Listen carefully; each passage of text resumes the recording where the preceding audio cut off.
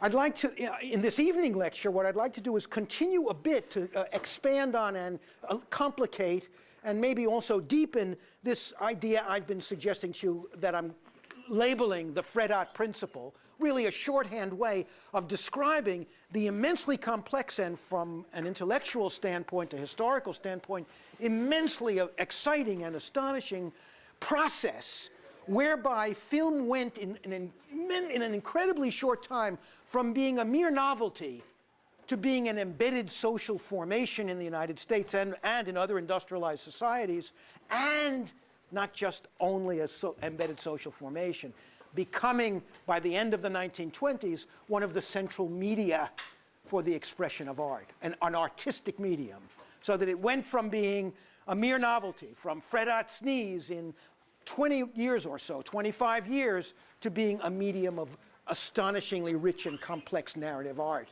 That progress is part of what I mean by the Fredot principle. And it might be helpful if I concretize that a little bit more by mentioning a bit more about what I mean about what I was implying or referring to when I spoke about that moment of imitation. Remember, I said that there were essentially that silent film, and incidentally, I take it as a model for the way in which most new media systems develop in culture. You can apply this same basic schema to other forms of popular entertainment, including, shocking as it may seem, Shakespeare's public theater. And I'll come back to the implications of that analogy. The idea that Shakespeare was the movie of his time, that Shakespeare's theater was the Hollywood studio system of the Elizabethan era, is a very complicated one. It's a very inspiring one. And it's complicated because it makes us reassess our inherited notions about what art is and where art comes from. And one of the subtexts in this course is precisely that. It has to do with what I call the enabling conditions of art. And I'll come back to that again as a theme again and again in the course. So part of what I mean by the Fredot principle is this roiling, complex, partly unpredictable process whereby an enlarging population, incredibly hungry for the novelties being produced by this new technology, create a kind of symbiotic relationship between the audience and the emerging medium, so that as the medium grows more complicated, in part because the audience, okay, after 5 or 10 or 15 visits to the Nickelodeon or to after the movies moved out of the penny arcades and began to take their own space, as some of you know and as is recounted in our reading for these early weeks, the movies first moved out into what were called Nickelodeons, right? They were storefronts for the most part, in which admission was a nickel. That's why they were called Nickelodeons. And you sat in many of these on benches without backs next to strangers. You didn't have private seats, and you would sit in there and see a series of short films. But the fact that the Nickelodeons emerged so quickly is a mark of how popular film became, even in its relatively primitive early form. And then, of course, within a few years of the Nickelodeons appearing, what else began to happen? Theaters made specially for the showing of motion pictures that were longer than the early shorts, because film began to expand its length all through the period from 1910 through 1920, right? What's the great moment when the feature film is born in the United States? 1915. Who's the director? D.W. Griffith. What's the film? Birth of a Nation. Birth of a Nation. A very complicated example because its content is disturbing in some ways. It's a very reactionary and in some respects racist film. It absorbs and carries forward what we might think of as the racial prejudices that were very widespread in American society at the turn of the century, and especially in the South, from which Griffith himself was a Southerner and was born in the South, and his film was deeply influenced by a best-selling novel called The Klansman, which was a celebration of the Ku Klux Klan, and the Birth of a Nation. So the content of Birth of a Nation is very unsettling and disturbing, and even when it was first released to the public to great acclaim because it expanded the possibilities of movies in all kinds of ways, from a technical standpoint, it is an astonishingly important film. And from a content standpoint, it's a very disturbing film. It's a wonderful reminder of the fact that this progress I'm describing to you is not an unalloyed, triumphal story. Even as the movies became more technically complicated and more demanding and longer and more interested in character, they also nonetheless carried the lies and prejudices and hierarchic assumptions that were embedded in the society from which they arose. How could it be otherwise? Every media form does this. But it's important to make this point as a way of reminding us that the story we're telling is not, in some simple sense, just a kind of progress myth in which we're celebrating development and genius. We're identifying and locating something more complicated than that. The process whereby these cultural myths and these stories that are drawn from inherited older stories and from the lore of the society more broadly and more generally are transformed into this new medium, and they have a tremendous technical interest. But very often they also have a kind of cultural or sociological interest of a negative kind, in the sense that what they reveal are the prejudices, the lies, the limitations of the society that's given, the mythologies that sustain the society. Again, this is a matter to which we'll return. One of the deep cultural functions of American movies especially was to promulgate a kind of mythology of America. And we'll talk more about this when we reach certain genre forms in the second segment of the course. I said something earlier this morning that I want to make explicit because I think it's another way of qualifying this triumphal story. It's hard because I'm enthusiastic about what I'm looking at, and there is some material that's so exciting here to watch. In a way, what we're watching is we're watching the birth of the movies. We're watching the discovery of the language of cinema in these early films. And that's why, even though from an artistic standpoint some of these shorts are not very rich, I hope they're interesting enough that I've made them interesting to you from a historical standpoint. If you look at them closely, you can see the movies being born. You can see a language, a syntax for speaking in pictures, for this new visual language, this new visual medium being developed. And if I have time this evening, I'll give you a few more concrete examples of that. But another way in which one can qualify this apparently triumphal story, it's not a triumphal story, even though it is a story of refinement, development, and evolution of a kind that involves increasing complexity and technical perfection, technical mastery.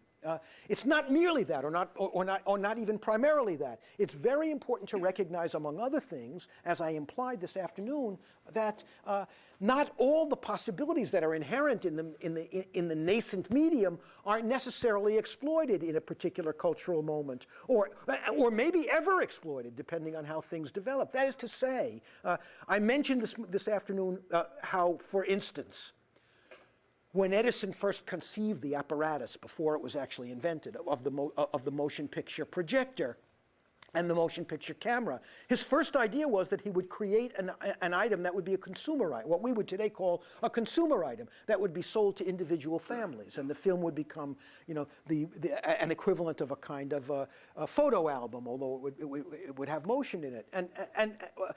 And as I suggested this afternoon, there's no reason why, given the nature of the technology itself, that vision of how film might develop was impossible. In fact, it wasn't impossible. It was just incredibly ahead of its time. It took a half a century before something like that actually became available in society. But there was no reason, in terms of the possibilities of the technology, that needed to happen. What I'm calling your attention to is what is a very widespread myth. It's especially pernicious and widespread at MIT. And it's for reasons that are obvious and understandable. We at MIT love to believe that technology will solve all problems. The primary thing I'm suggesting to you is that the evolution of the movies that I want you to be aware of, this process of increasing complexity and compression, in which the movies become a more and more independent form of expression, in which the movies begin to discover the unique characteristics of the motion picture camera and of the environment of the movie theater. that the movies begin to explore those qualities in this new medium that are unique and special. That process is important, and I want you to be aware of it, but I don't want you to embrace that principle too uncritically, because I want you to recognize that that the technology itself does not explain this process. The process is explained by cultural factors and social factors, and even sometimes individual psychological factors, right?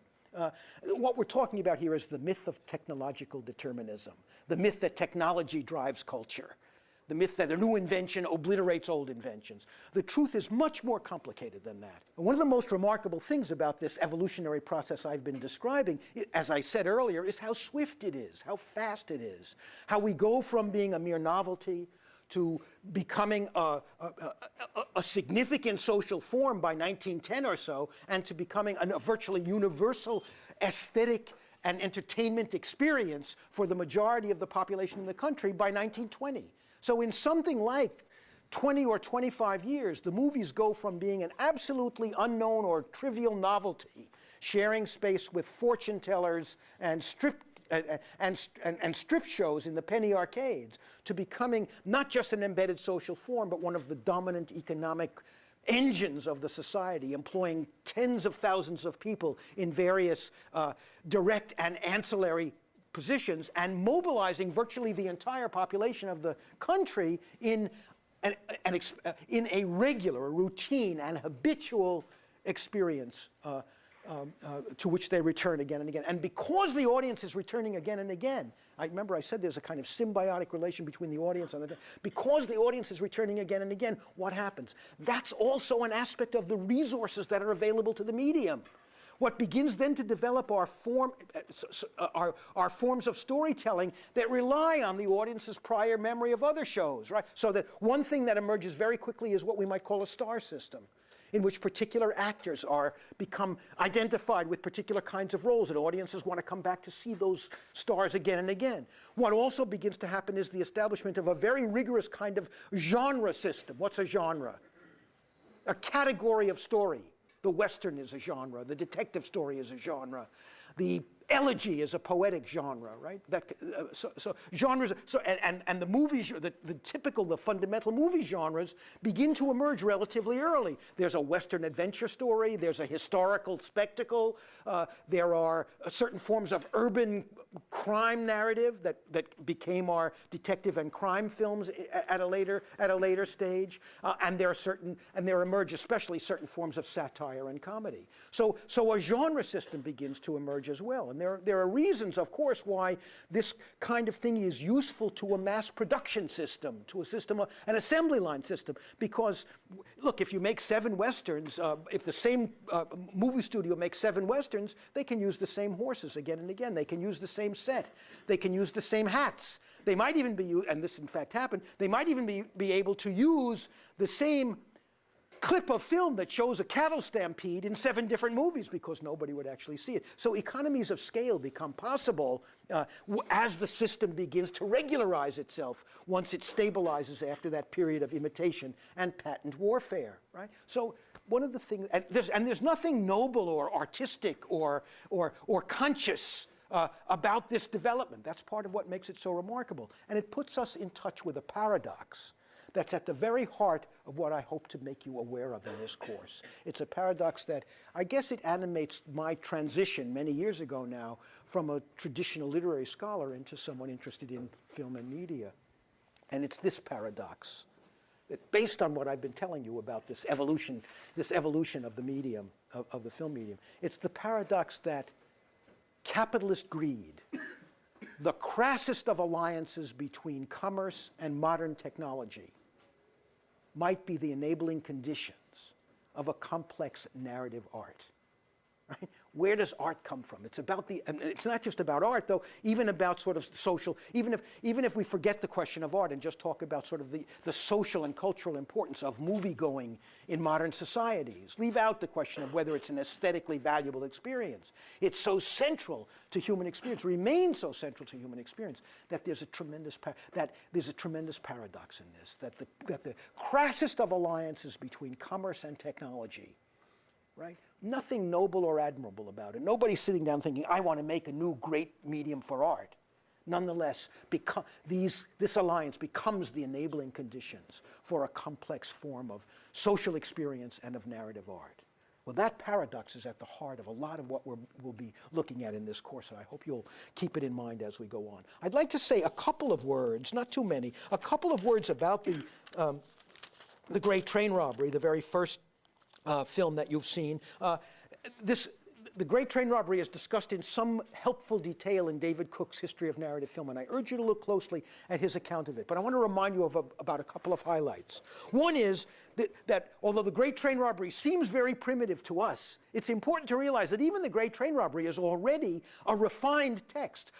Most of the most fundamental principles of what we might call the syntax or grammar of the movies is already embedded in the Great Train Robbery. And what that means is that the 5 or 6 year period before that, when there is all this practice with non-narrative forms, lies behind the Great Train Robbery in some. And what also lies behind the Great Train Robbery is this experience of audiences going in first to the penny arcades, then to the Nickelodeons that begin to open up by the turn of the 20th century, and becoming impatient with repeated scenes that simply show jokes, hoses going off in people's faces, or trains coming into a station. After a while, the novelty wears off. The audience wants more. But of course, the people who are making films are also interested in what they're doing. You can feel, especially if you look at D.W. Griffith's shorts, and you will have looked at 2 of them in this course, A Beast at Bay from last time, and the Lone Operator, which you'll see tonight before we turn to the Keaton films. And you'll see these are just a sampling of his early work. But if you look closely at those, where you can feel Griffith's own excitement at discovering the possibilities of the cinema. In many cases, these films, Griffith is doing some things with the camera, doing some things with narrative shape, with the shaping of narrative in cinema that had never been done before. And you can feel his own excitement at the possibilities of this astonishing technology. Well, the Great Train Robbery, the most important discovery that the Great Train Robbery shows us, and again, it seems so obvious and so embedded that we wouldn't even think about it today. We've absorbed these principles so deeply into our DNA that we don't even think of. We learn how to watch movies in this way from the cradle in some ways, because by the time most people today are 5 or 6 years old, they've been subjected probably to more audiovisual images than anyone alive in 1900. And that's, we're just cognitively different in terms of our capacity to process audiovisual information. But imagine an audience that's completely illiterate in these things, that has to learn this system as the system itself is evolving. That's part of the excitement of looking at these early films. And the most important discovery in the Great Train Robbery is the discovery that the shot, the single uncut shot of film, however long it lasts, and its length is dependent on the decision you make about when to edit it, right?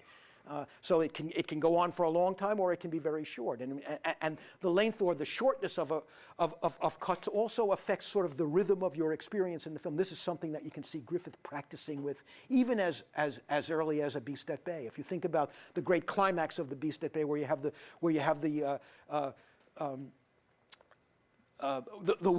woman being threatened, but you also have this sort of race in the automobile to try to get there on time, and then the race to rescue her by a variety of people. What Griffith does is he cuts back and forth. He creates the principle of parallel action.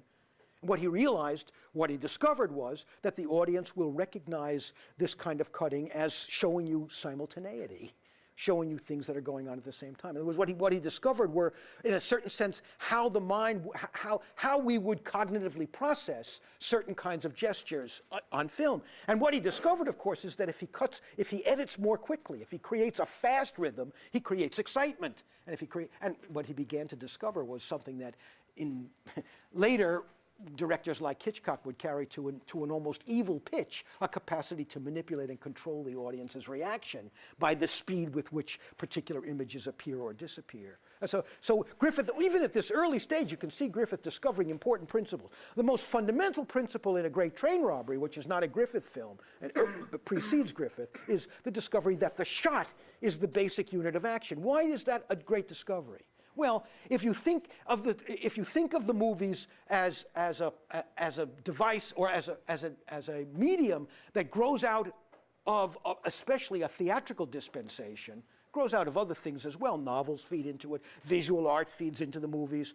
But it's certainly true that most of the major sort of ways in which directors first conceived how to think about the experience of what the camera is looking at, they would have been influenced by their own experience of theater. And if you think about it for a moment, what you can see, even in The Great Train Robbery, and an impulse to treat the camera as a stable thing.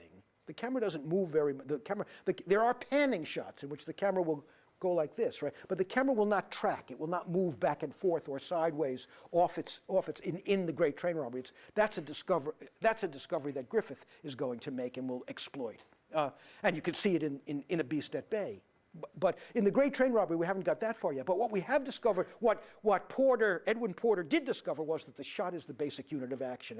And what this means is it's not simply what the camera sees, but then how the shots are edited afterwards that is so crucial. So what it came to understand was that the making of any movie is always a two-stage process. There's the shooting of the film, and then there's the editing of the film, right? And that itself is a fundamental discovery. But the idea that the shot is the unit of action instead of the scene was hard for movie makers to get, and what they would do, they would set the camera up, and then actors would walk in front of the camera. They would do what they had to do, and they would walk off. What's going on there?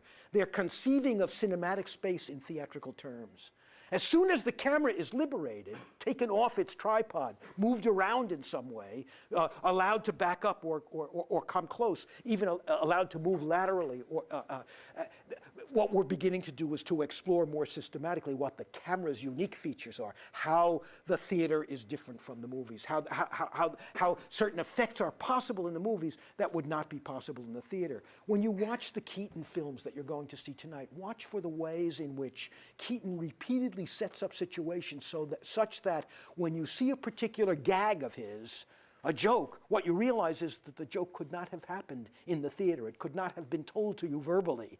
The joke is visual. The joke involves motion.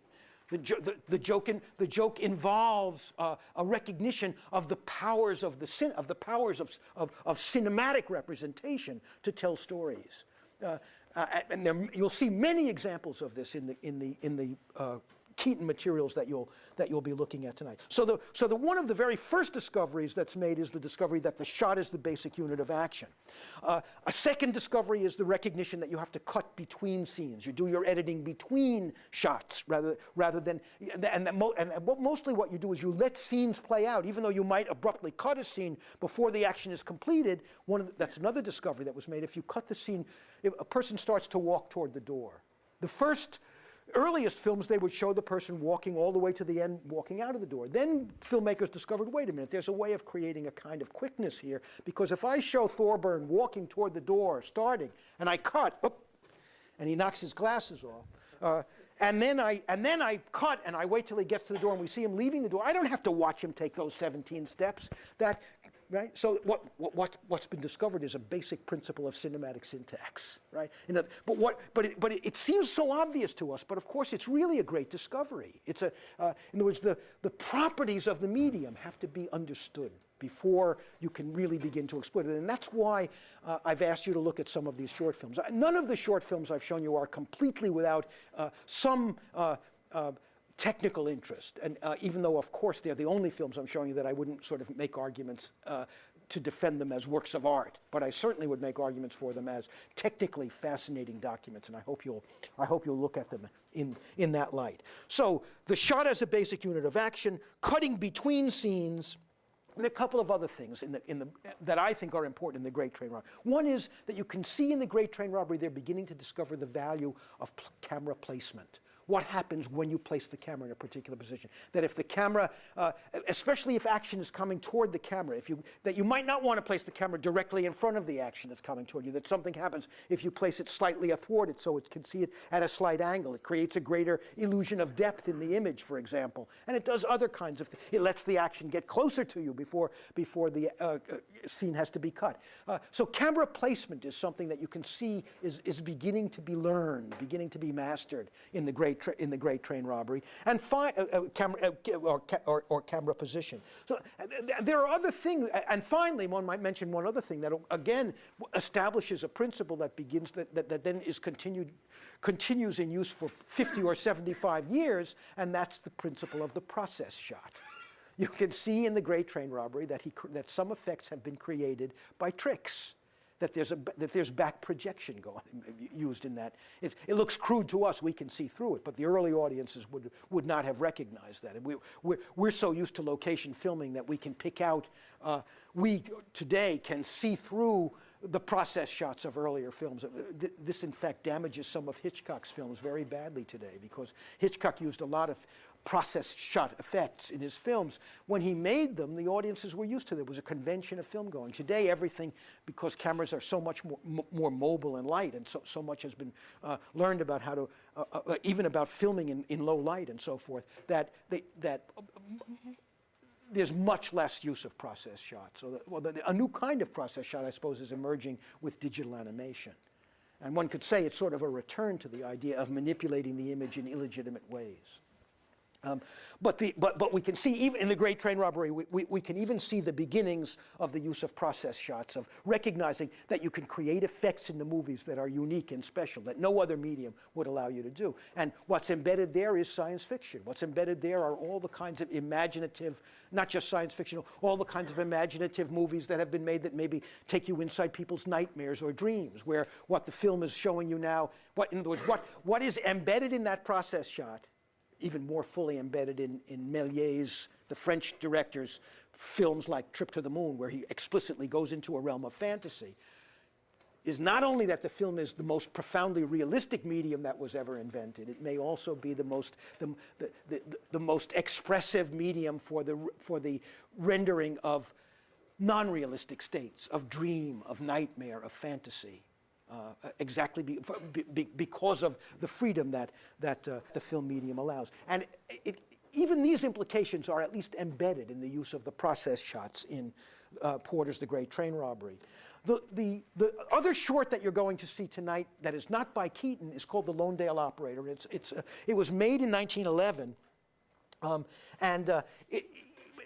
in a way, it's the most advanced film of its time, and that's one reason. And what I hope when you look at it, you'll watch especially for how much more complex it is than, let's say, The Great Train Robbery, and it'll be a kind of small measure of this Fred-Ott principle that I've been talking about. Let me mention a couple of things about The Lonedale Operator. Between 1907 and 1911, most films consisted of no more than 24 separate shots. Right?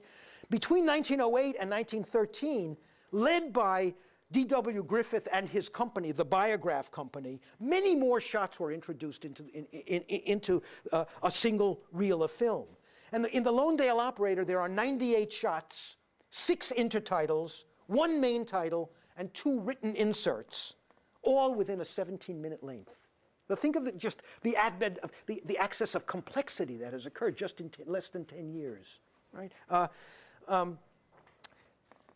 It's such a complicated film that one of the things we realize, even looking at it, if we look closely, is that it actually required a kind of attentiveness that earlier films did not. As filmmakers began to make these things and began to make them longer and began to make them more complicated, they realized that they couldn't just bring the camera out and start shooting. They began to develop the formal rationalizing strategies that led to the making of movies as we understand them.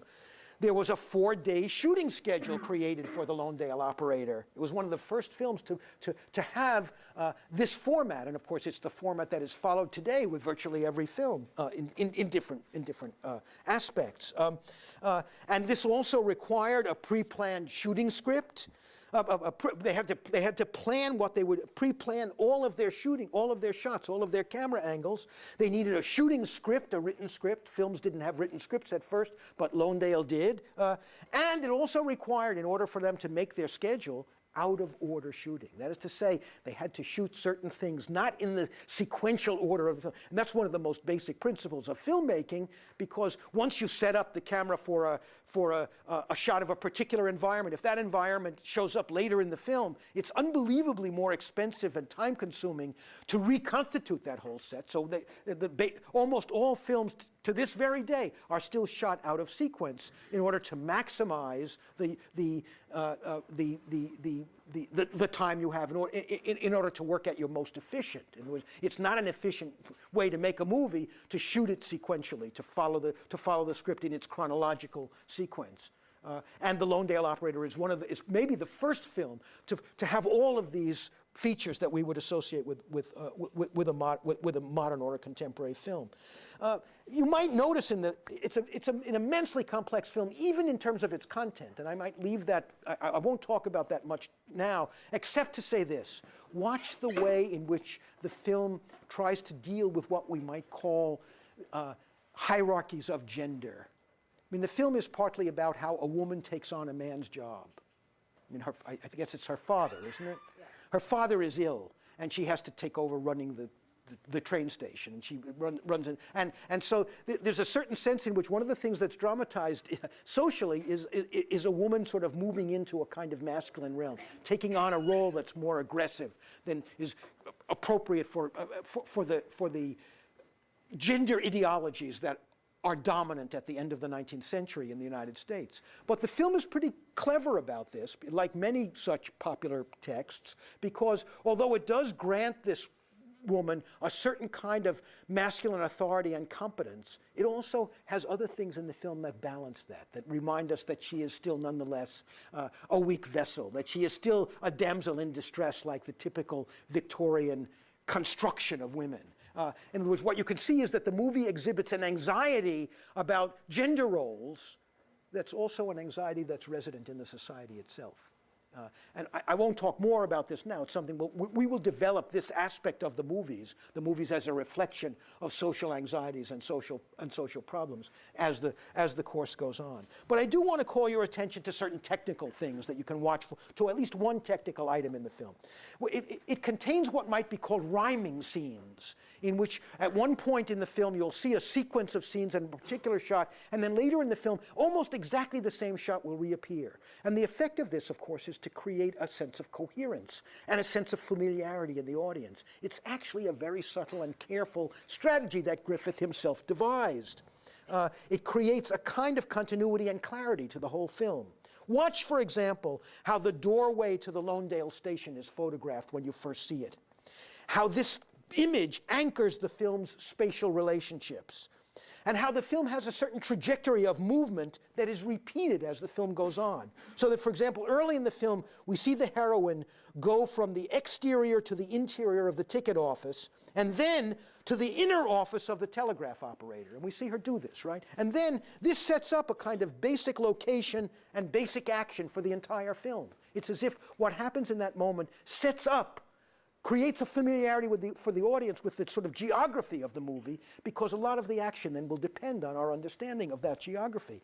And then there are at least 4 different times that Griffith repeats that basic 3-shot trajectory from the exterior to the interior of the ticket office, and thence from the inner to the inner office of the telegraph operator. It happens 4 times in the film. So the film has a kind of visual coherence. By the time you come to it the 3rd or 4th time, it's as if you're intimate with the physical geography of the movie. This is actually a structural feature that it's easy to miss it, but it's actually very artful, and we can see it's a mark of how far film has come, even by 1911, that this level of attentiveness is available to us in the film. There's much more that could be said about The Lone Dale Operator, but I will leave it to your intelligence and your attentiveness to try to pick out more things. And again, we're only talking about a 17-minute film. Well, Buster Keaton's career could be said in some degree to enact in small the larger processes I've been describing. He comes into film late, and in fact, if we were working perfectly chronologically in terms of when Chaplin became a director, he would precede Keaton. but I've organized the film according to the dates of the feature films, and The General is a decade earlier than Modern Times, which is the last, quote, silent film. It's not really a silent film, but it's the last silent film in a deep sense that was ever made. It was made in the sound era in 1936. And next week we'll talk more about the implications of that and why that was a very daring thing for Chaplin to do. Something like almost a decade after the advent of sound, he made a movie that essentially had no dialogue in it. So Keaton came a little later, comes into movie making after a few years after Chaplin, but his career has a similar trajectory. He began his career in legitimate theater, in vaudeville, and on the performance circuit, and was an acrobat from a very young age, from the age of 2 or 3, was in his parents' stage act. He was actually, and in fact, he learned a lot of his acrobatic feats on his parents' stage act. One very famous passage in his father used to take him, he was just a young kid, 3 or 4 years old, 5 years old, would take him by the legs and swing him back and forth like this. He had very long hair, and he would sweep the floor with his hair, and then swing him 2 or 3 times. This would happen live. He would swing him like this and let him go. And the kid, 5 years old, would fly against the wall and fall down. It would look terrible. And Keaton, later in his life, Keaton talked about this. There were actually some cities in which the societies for the prevention of cruelty to children came in and shut down the act, wouldn't allow the act to go on. Not stupid, because his father was a drunkard and sometimes performed drunk. And Keaton was sometimes injured. He was also injured when he made his own movies because he was such a daring acrobat. Keaton recounts that when he first began to perform in this, he would make faces, faces that indicated pain or happiness or relief when his father was manipulating him this way. But he found that the audience responded much more comically, much more immediately, if he just kept his face expressionless. And that's where there developed the probably mistaken label for Keaton of the great stone face. And in his films, very often, you'll see this young man facing monumental catastrophe. His face will look out at things without ever changing expression, and there is something kind of comical about that. You'll see some examples of this in the General. Well, you'll see in the 2 short films that Keaton began to make that he enters film at already a relatively sophisticated time, and the shorts I'm asking you to look at are very interesting, remarkable films in their own way. And one of the things they teach us, and one of the reasons I want you to look closely at Keaton, is they show us yet again another aspect of what I mean when I talk about the Fred Ott principle, this development of evolution and increasing complexity. Because if you look at Cops, or if you look at 1 Week, what you will see Keaton doing in those films is learning how to link jokes together in some sort of a coherent way. But the films, and there are wonderful coherent sequences in these films, but still one doesn't feel that there's a real character in them, that there's a sustained, coherent fictional universe being dramatized. Maybe in Cops one does feel this. There's much more sort of textural coherence in Cops. But what we can see Keaton doing is beginning to move from the idea of a single joke to a sequence of jokes. And then, by the time we get to the General, moving from a single joke to a sequence of jokes to a sustained narrative which incorporates within it various kinds of comical jokes and also sequence jokes, because Keaton's best jokes are not single jokes at all, not one-liners, but the joke will be told again and again, or really what will happen is he will do something and you'll think, how could, and then the next step will top what he's done before, and the next step will top, you'd think that he got to a point where it would be impossible to add another comic complication to what he's done when he, of course, does it. And this becomes one of the deep principles of Keaton's comedy. There are numerous examples of it in both the 2 shorts and in the longer film the General. But let me mention an example from the General. Very early in the General, there's a sequence, it's probably the quintessential Keaton sequence, and I won't go into such detail as to spoil the film for you. But let me just say it involves a cannon, and it involves Keaton, who's chasing after, Keaton plays the engineer of a locomotive engineer. The general of the title is not a military general, it's a locomotive. The locomotive is called the General. And the film recounts a historically true story of a time when the Union Army the Confederate Army, the Union Army came into Confederate territory and stole a locomotive belonging to the Confederacy, and Keaton, in a comic vein, retells this story. When you watch this cannon sequence, you'll see exactly what I mean. And this sequence is at the heart of James Agee's essay on the silent film comedy.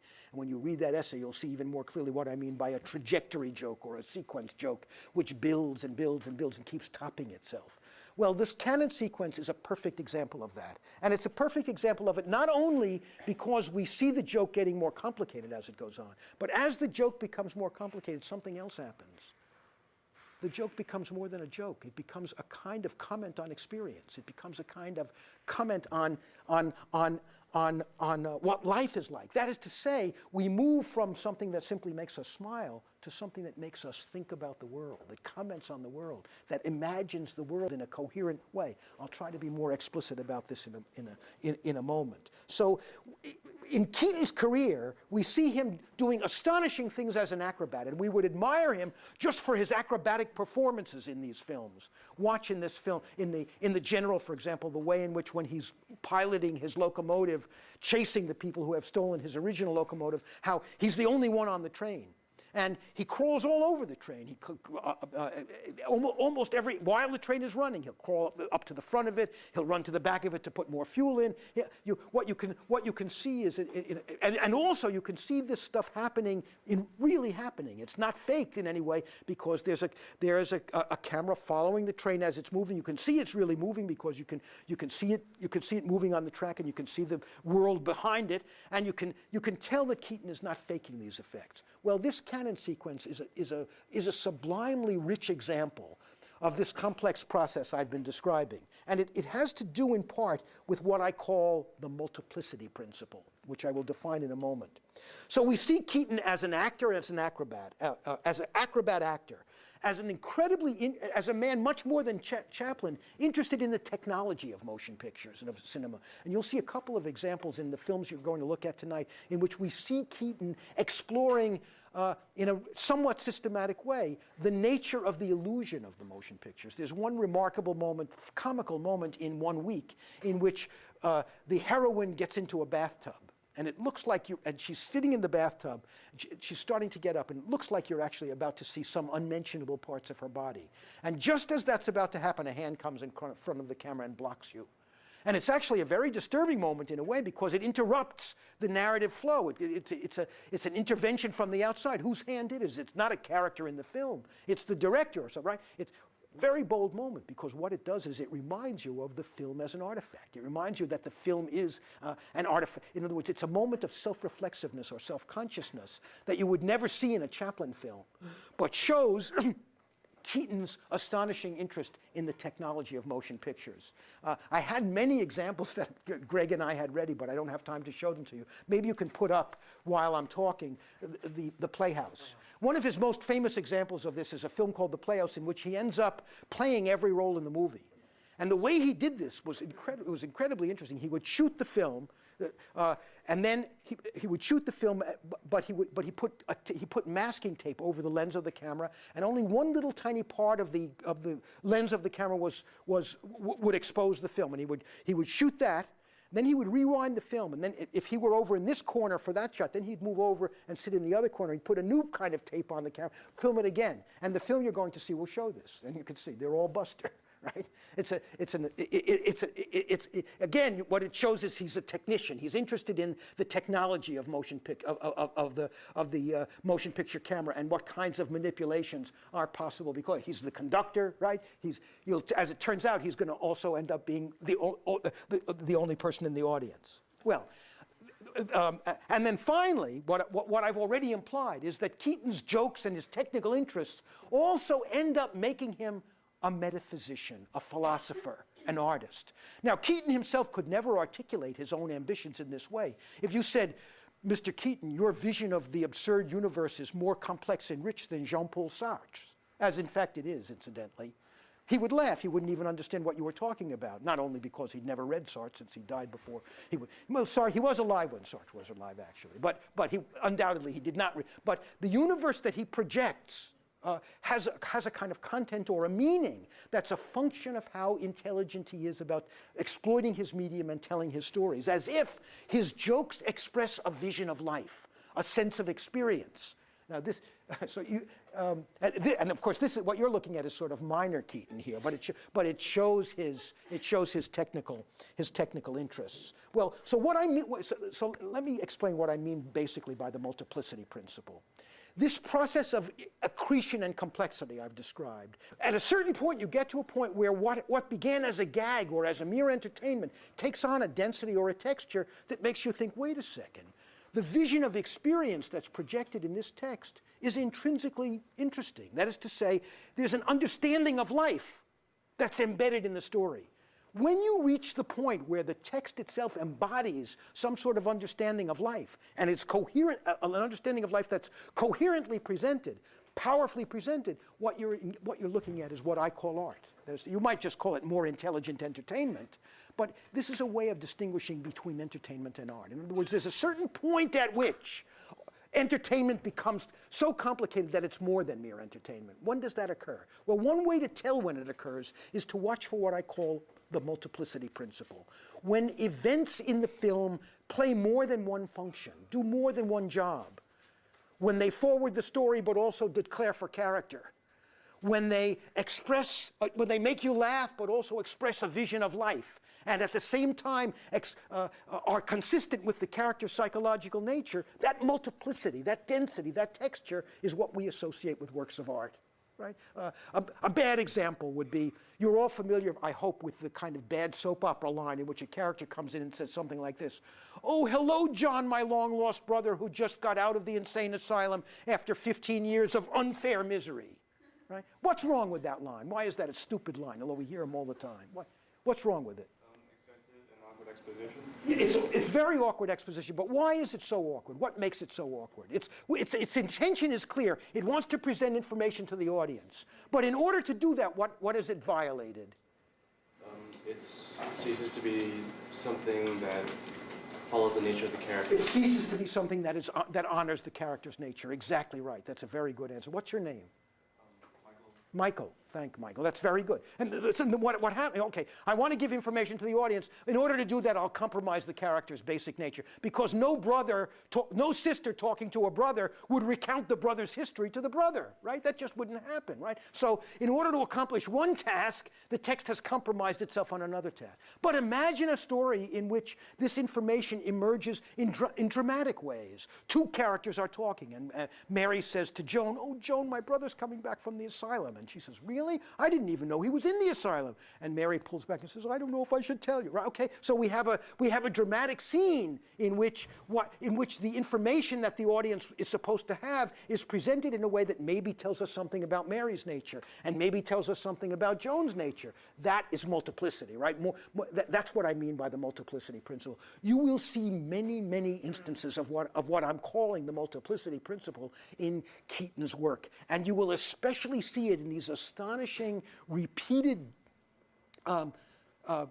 sequences in which we see and I'm talking now in a way about the general, in which we see the Keaton hero who sort of is steadfast but also a muddler. He keeps doing the same things. They're not really likely to help him, and then he gets help from the outside. And what Keaton's jokes repeatedly depend upon the idea of accident in a certain way, and I'll come back to that finally in a second. So think about the multiplicity principle, the difference between entertainment and art. Again, this is a principle I'll come back to and try to illustrate with greater concreteness and greater leisure in later lectures, but I want you to be aware of these issues.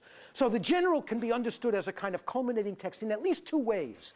It's a culmination of Keaton's career. That is to say, the jokes and gags that are enacted in the film recall many earlier Keaton films. And the basic character of the general is the basic character of the Keaton hero, a steadfast, unremarkable young man who perseveres in the face of catastrophic difficulties with mostly comic expectations, very small expectations of success, who often muddles through almost despite himself.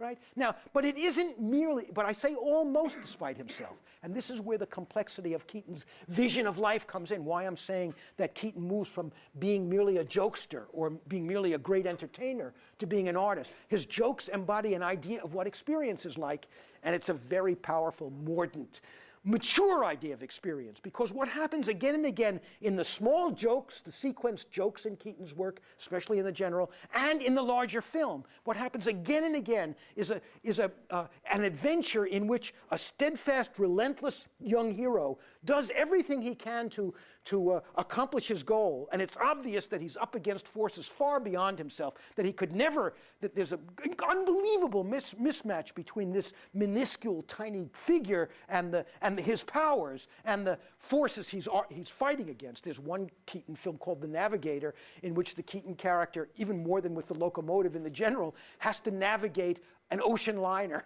And he's alone on the ocean liner, and you see him running up and down into the engine room, back up to the bridge, running all over the ocean liner in great difficulties. There's a wonderful film, late film, made in 1928, just his last silent film, called Steamboat Bill Jr., in which he dramatizes an astonishing song, an astonishing hurricane, and a long extended sequence in which we see him trying to escape the hurricane, trying to contend against this natural force that's so gigantic. So the general is a culmination in the sense that it gives us another version, and the richest version so far of the adventures of this kind of Keaton hero. But what makes it sort of metaphysical or philosophically interesting is that what this joke repeatedly does, and what the structure of the whole film repeatedly says, is something like this: we make it through life.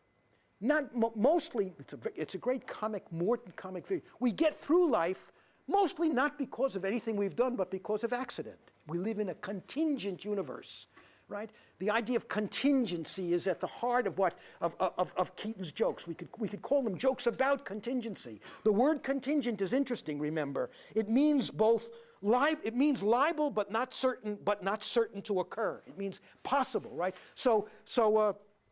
It means dependent upon, subject to, conditioned by, right? In law, you can say something. You can say that something that is contingent is dependent for its effect on something that may or may not occur, as in a contingent estate or legacy, right? In logic, the same thing, dependent upon some condition or upon the truth of something else, not true a priori, not necessary. So what Keaton's jokes constantly do is they show us two things. They show us a world in which human agency matters, because if this Schmendrick didn't keep, that's a Jewish word for schlemazel. It's a clown. If this Schmendrick did not keep on so steadfastly, he wouldn't survive. But his keeping on so steadfastly still wouldn't make him survive if there weren't the intervention of mere accident, stuff he has no control over. There's one magnificent moment in 1 week, for example, where he's standing in a certain place, and the house behind him falls down. And he happens just by accident to be standing so that by the open window, and the house falls so he doesn't get hurt. He used this joke more than once in other films because it's such a great one. But it's a perfect example of what I mean, a partial example of what I mean, because he's not responsible for the fact that he escaped. On the other hand, because he was trying to get away from difficulties, maybe he was in that particular position because of acts of his own. So what it says, what this joking vision says about the world is something that's true. We all love the idea that we've gotten to where we are by our own acts, by our own conscious control. The truth of the matter is that life is much more contingent than that. It's partly accident, it's partly luck, and something deeper than that.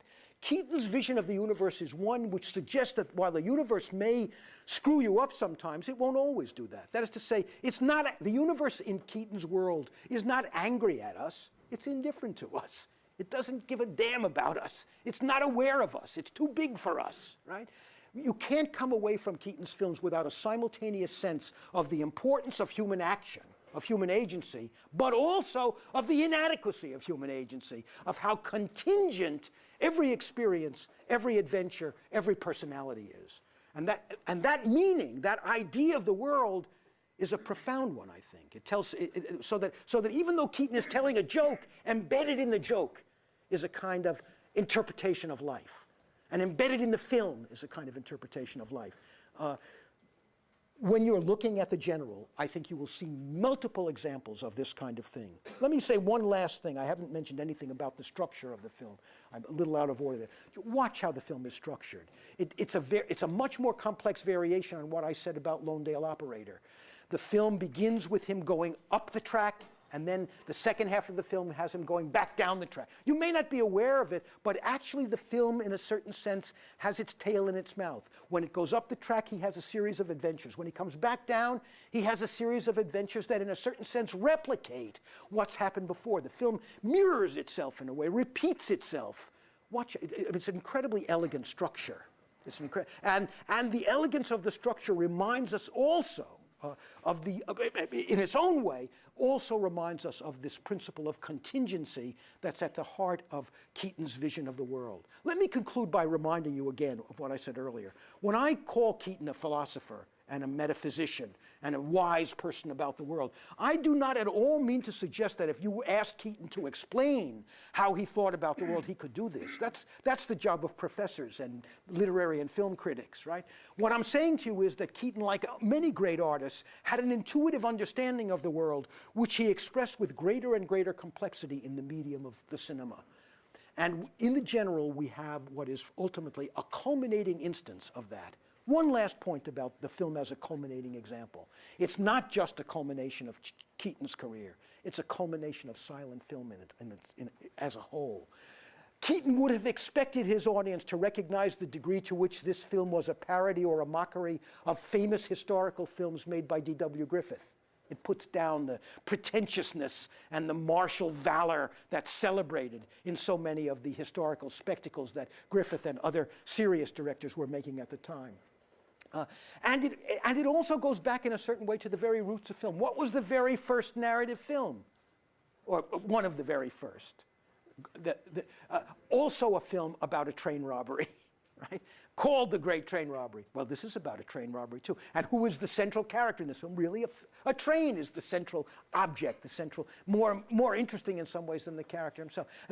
And there are many other ways in which the particular features of the general allude to and in some sense summarize the history of silent film. And all of the original audience coming to see the general would have been, of course, alert to these connections, would have been literate in these connections, wouldn't have needed footnotes or professors to tell them about it because they would have lived through the history. They would have lived through the history of the previous 20 years. They would have seen other Keaton films. They would have seen D.W. Griffith. They would have the history of the medium of movies in their heads when they sat down to watch the general. So that's another way in which the general is a profoundly culminating text.